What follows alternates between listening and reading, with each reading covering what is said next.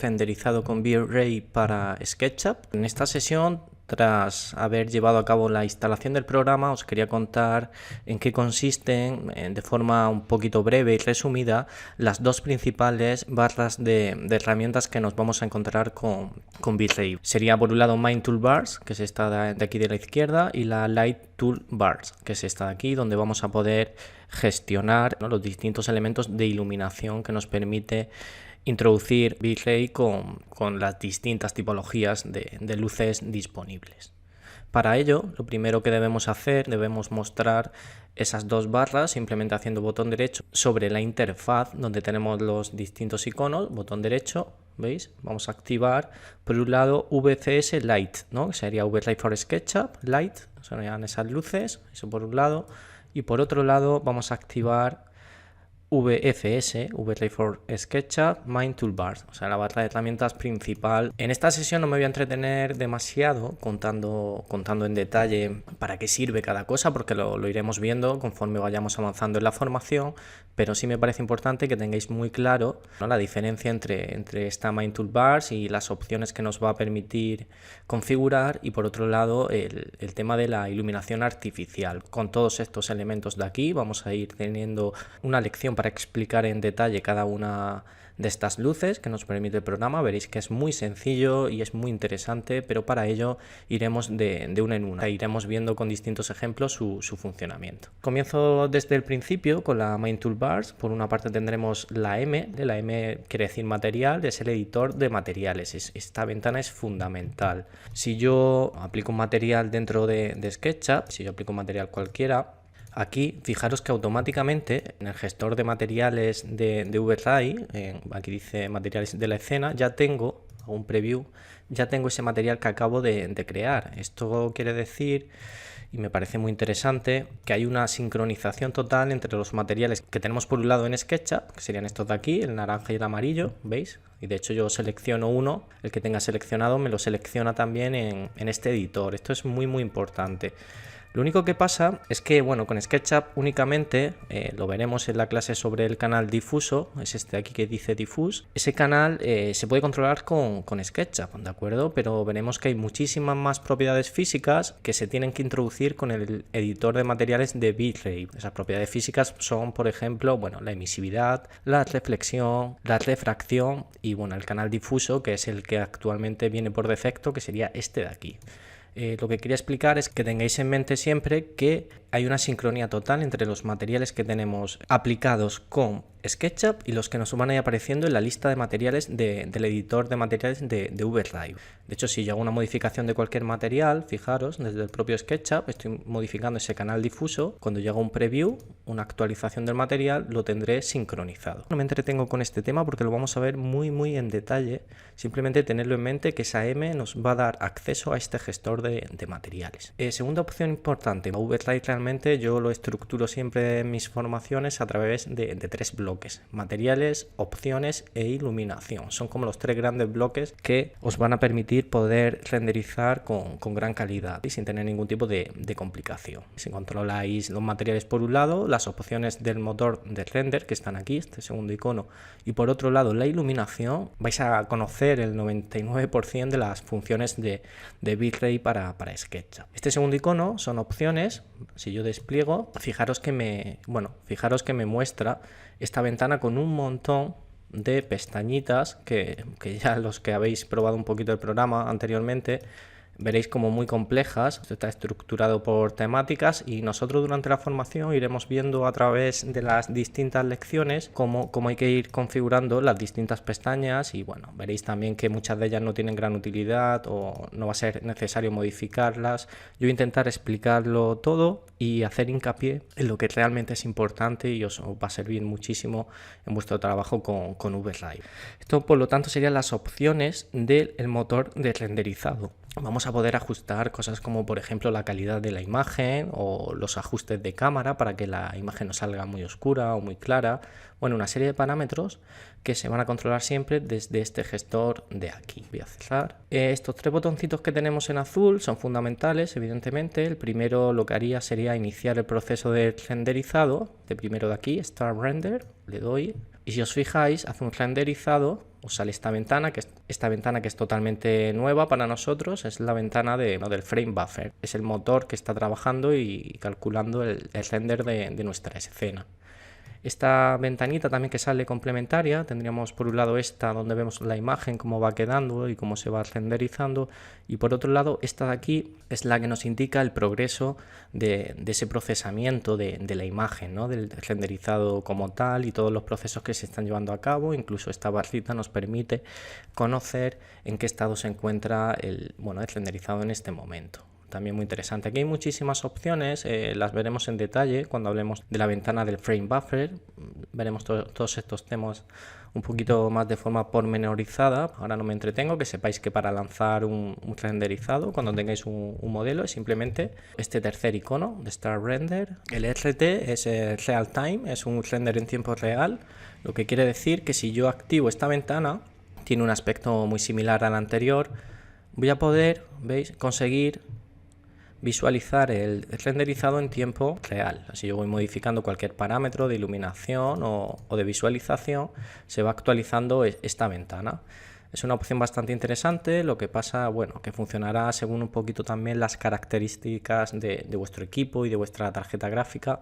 Puede funcionar mejor o peor. No es un tema que esté todavía muy pulido dentro del programa, pero que sepáis que tenéis esa opción de ir viendo cómo va quedando la escena en tiempo real, ¿no? Si vais modificando cualquier parámetro, se va a ir actualizando en el render de aquí, ¿no? En esta ventana de Real Time. Yo de todas formas os aconsejo que empleéis casi mejor el primer iconito que contaba antes, que es el renderizado definitivo, y que haga un cálculo desde cero, ¿vale? Para ver cómo realmente está quedando la escena. El quinto icono dice Start Batch Render.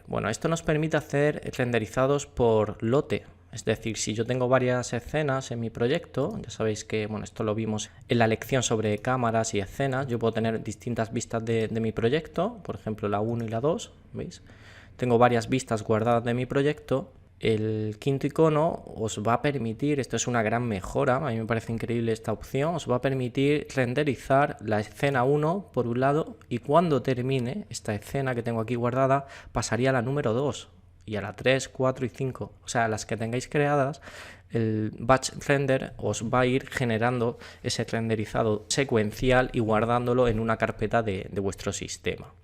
Igualmente no voy a explicar ahora cómo se configura, lo veremos en la clase sobre batch render, pero tenedlo en cuenta porque es una opción muy interesante, os va a ahorrar muchísimo trabajo, ya que vais a poder dejar al equipo trabajando mientras vosotros estáis haciendo otro tipo de proyectos, o no tenéis que estar delante del ordenador, o sea, él va a ir renderizando las distintas vistas y avanzando a la siguiente. El sexto icono es simplemente un acceso directo a la web de ayuda de V-Ray, ¿vale? Es un acceso en el que vais a encontrar información sobre el uso del programa. Yo no me voy a entretener porque, para eso estamos con el curso, y si alguien tiene alguna duda muy puntual o no se aclara en algún tema, que sepáis que también hay ayuda en distintos portales de formación por internet o incluso en la web de Agbis, ¿no? Que es el que hace el programa. Este séptimo icono, la tecla F, el simbolito, el iconito de F, nos va a permitir abrir el último buffer creado. Es decir, es bastante común, por error o por equivocación, cerremos la ventana del frame buffer y no tengamos un render que quizás haya tardado media hora en generarse. Entonces es muy sencillo cliquear en la tecla F y recuperamos la última vista renderizada, y ahora ya sí podríamos guardar la imagen. O sea, simplemente sirve para eso. Abrir nuevamente el frame buffer, o sea, esta ventana donde se hizo el último cálculo, que sepáis que se puede recuperar por si por equivocación no habéis guardado previamente. Esta opción de aquí, ¿vale? Este iconito que sale una esfera, mucho cuidado no confundir ese iconito con la OmniLight ni con la esfera Light. Este menú ya os decía que hacía alusión a luces, ¿vale? Estos son temas de iluminación, no lo confundáis con esta esfera. Esta esfera, lo digo porque mucha gente tiende a equivocarse, esta esfera es simplemente una geometría, como veis, con esa forma esférica, que se suele usar cuando estamos probando materiales nuevos o en el proceso de aprendizaje del programa. Veréis que durante la formación yo empleo bastante este tipo de esferas para ver cómo funcionan los materiales, porque nos va a permitir conocer mejor el funcionamiento de las propiedades físicas que estamos introduciendo a cada uno de esos materiales, ¿no? Y de hecho, fijaros que en la ventana del gestor de materiales, la previsualización de esos materiales siempre es simbolizada por una esfera, ya que hay un cambio de curvatura en la geometría y nos permite entender muchísimo mejor cómo funciona un material, ¿no? Se usa simplemente, pues eso, a nivel un poco didáctico, de aprendizaje o de prueba de materiales nuevos. Esta opción de aquí, que dice Overlay Plane, también muy importante, no equivocarse con el plano de luz, que es este, lo veremos con las clases de iluminación. Este plano de aquí es una especie, entre comillas, de plano infinito. Si yo aplico este plano, ¿veis? Este que acabo de introducir en el modelo, da igual la dimensión que tenga, va a generar un suelo, un pavimento en todo el modelo. Vamos a hacer un render, pero sin ese plano, para que lo veáis. Si os fijáis, aquí no se proyectan sombras sobre el suelo, está en el infinito, no hay una proyección de sombras, que aquí sí se produce. Sin embargo, si yo pongo un plano de este tipo, voy a poner este plano, vamos a ver la diferencia. Voy a activar un momento el soleamiento para que se vea. Esas son las sombras que se van a producir ahora ya sí en ese plano infinito. Y voy a renderizar. ¿Veis la diferencia, no? Aquí hay un plano de color blanco que llega hasta la línea de horizonte. Ahora ya sí se proyectan las luces en el suelo. Ese plano, bueno, incluso se puede pintar. Yo podría aplicarle un material y renderizar nuevamente. ¿Veis? Es un plano infinito, aunque tenga esta dimensión. Se va a ver en todo el modelo. Ayuda en algunas ocasiones a proyectar sombras sobre el suelo. Por si no tenemos modelado toda la plataforma, pues simplemente ponemos un plano de este tipo. Un Overlay Plane. Bueno, ahí lo dice en la descripción, es un plano infinito. Muy importante tener cuidado de no poner este plano de forma muy pequeñita o perdida por el modelo, porque he visto casos en los que la gente, bueno, lo pierde, no lo ve y luego no puede desactivar esta opción hasta que no elimine este plano. También mucho cuidado con que este plano no esté en el suelo. Si tiene una cota elevada, por ejemplo esta cota de aquí, fijaros lo que pasaría. Va a hacer en este caso, va a producir una sección, vamos a renderizar, una sección en las esferas y en todo el modelo. Es un plano infinito, está cortando todo el modelo y eso no nos interesa. Tened cuidado con estos planos de aquí. O sea, bueno, yo creo que ya entendéis cómo funciona, no deberíais tener mayor dificultad, pero simplemente esa nota, ¿no? Hacerlo demasiado pequeño, tener el plano localizado y siempre en la cota que vosotros, bueno, estáis interpretando como la cota 0 o del suelo, para que no se produzcan esos cortes en el modelo. Dos opciones muy interesantes también como novedad y son, bueno, las opciones de exportar e importar un Overlay Proxy. Tenemos una lección dedicada únicamente a los proxy. Yo voy a entrar en detalle en cómo se introduce un elemento proxy dentro de Overlay para SketchUp. Para adelantaros un poco sobre qué va este tema, un proxy realmente es un elemento con una gran cantidad de geometría, ¿vale? Es un componente. Imaginad que tenemos un árbol en el que hay cientos o miles de hojas, ¿no? Y es un componente que, como ya sabéis, en SketchUp va a pesar muchísimo. Bastante complicado luego trabajar con el modelo si introducimos componentes de gran cantidad de geometría. Pues para solucionar este problema, Overlay introdujo la opción de usar proxy. El proxy va a ser una previsualización, en este caso de ese árbol, lo vamos a ver de forma simplificada, de manera que no se va a cargar demasiado el proyecto, el archivo como tal, no va a haber ningún tipo de problema por incluir, por ejemplo, 100 árboles en nuestra escena. Sin embargo, cuando llegue el momento de renderizar, sí se va a producir un renderizado muy complejo y muy detallado de ese proxy. Bueno, os muestro un ejemplo de proxy para que lo entendáis mejor. No sé si se intuye, pero estos dos objetos son proxy y van a ser un vehículo, ¿de acuerdo?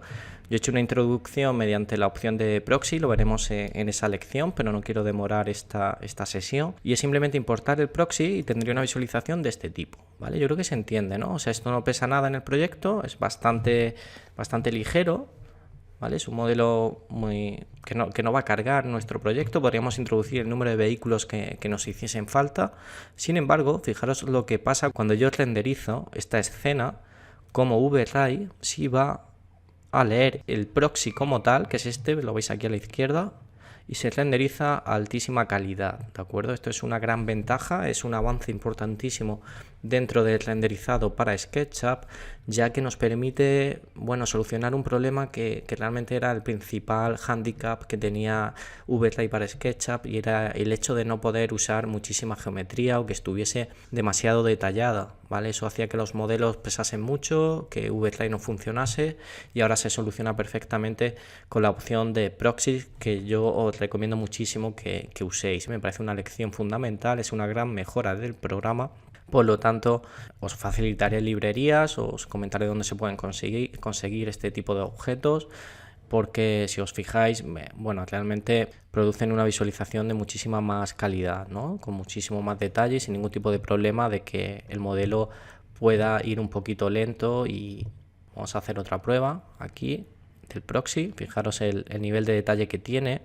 Además tiene la ventaja de que los materiales ya están incluidos, ¿vale? Los proxy vienen ya preparados con sus materiales perfectamente ajustados para Overlay for SketchUp, ¿vale? Si os fijáis, aquí hay brillos, reflexiones, bueno, refracciones, distintas propiedades físicas que no se consiguen con los materiales de SketchUp como tal. Era simplemente un ejemplo para que veáis cómo funciona. ¿Qué más cosas tenemos interesantes? Bueno, estas son dos opciones. Esta de aquí que dice Set Camera Focus, realmente lo que hace es posicionar el foco de la cámara, ¿vale? Cuando yo hago un renderizado, la gente que conozca un poco la fotografía sabrá que yo puedo enfocar a un determinado punto y enfatizar esa zona de mi escena, ¿no? A través de la posición del foco de la cámara en un determinado punto. Esto es una opción que contaré, pero os recomiendo muchísimo que realmente hagáis este proceso con Photoshop. En el curso de Photoshop veremos cómo es muy fácil de forma automática y en tiempo real cambiar el punto de enfoque de una parte a otra de la escena. Nos va a facilitar muchísimo el trabajo. Esto es un poco tedioso el trabajo, ya que aparte de poner el foco, el punto de foco en la escena, hay que configurar la cámara y hay que tener altos conocimientos en fotografía como tal. Controlar la apertura del diafragma, la velocidad del disparo, es un poquito más complejo. Yo os contaré cómo se hace con Photoshop y vais a entender que realmente esta opción no tiene mucho sentido el llevarla a cabo a través de Overlay, ¿vale? Se podría hacer, yo lo contaré, pero no es muy recomendable. Y esta opción, como veis, nos va a permitir, este último iconito, congelar la imagen cuando estamos en el render en tiempo real. Si yo estoy visualizando el modelo en tiempo real, como ahora mismo, yo podría, para que el equipo no esté trabajando continuamente, congelar esta imagen, ¿veis? Y ahora, aunque siga trabajando, el render se queda parado, ¿vale? Yo quiero que siga calculando y estoy trabajando en el modelo, y el render en tiempo real está en modo de pausa. Simplemente sirve para eso. Bueno, es útil, la verdad, porque yo puede que cambie el punto de vista, la iluminación de la escena. Vamos a cambiar un poquito el soleamiento y quiera congelar, ¿vale? Para seguir trabajando y que mientras la ventana siga calculando y generando esa vista en tiempo real, ¿vale? Sirve simplemente para eso. Ya de la barra de Main Toolbar no nos quedaría ninguna opción, ya habéis visto que es bastante sencilla. Yo iré contando todo en detalle, no os preocupéis. Hoy simplemente quería que supieseis dónde estaba cada opción. Y por otro lado vamos a tener las luces de Overlay. Igualmente hay una lección dedicada a cada una de ellas. Iremos introduciendo los distintos elementos de luz artificial que nos permite el programa. Y veremos, pues bueno, las OmniLight que aparecen aquí son unas luces en todas las direcciones, los rectángulos de luz, que son un plano de luz muy interesante para iluminar nuestra escena, las Spotlight, que funcionan a modo de focos, ¿no? Son focos muy direccionales para las luces tipo teatrales o de museo, se usa bastante. Las Dome Light nos van a permitir iluminar a través de una fotografía, ¿de acuerdo? A través de una fotografía HDRI vamos a poder crear iluminación. Las esferas Light, también muy interesantes, son esferas de luz, son parecidas a la OmniLight, pero con un aspecto un poquito más agradable, ¿vale? Son como lámparas circulares y es interesante que las conozcáis. Vais a ver que son muy sencillas de emplear, de insertar en el proyecto y de modificar, ¿no? Según un poco vuestros intereses de diseño. Y las últimas, las que a mí personalmente me parecen las más recomendables para el mundo de la infoarquitectura, para el interiorismo, son la ES Light, ¿vale? La ES Light son las luces más realistas que tenemos en el programa y, bueno, se van a ayudar de unos archivos tipo IES. Yo dejaré algunos ejemplos pero todas las casas comerciales de iluminación nos van a facilitar esos archivos IES que van a generar luces muy realistas según un bulbo de iluminación determinado con una geometría ya establecida. Hablaremos de ellas detenidamente y veremos todas sus opciones. Hasta aquí nada más, no me quiero demorar, era simplemente una clase para hacer una pequeña introducción un poquito a VRAI y a todas las opciones que nos permite, y nos vemos en la siguiente sesión de renderizado con bitrate para SketchUp.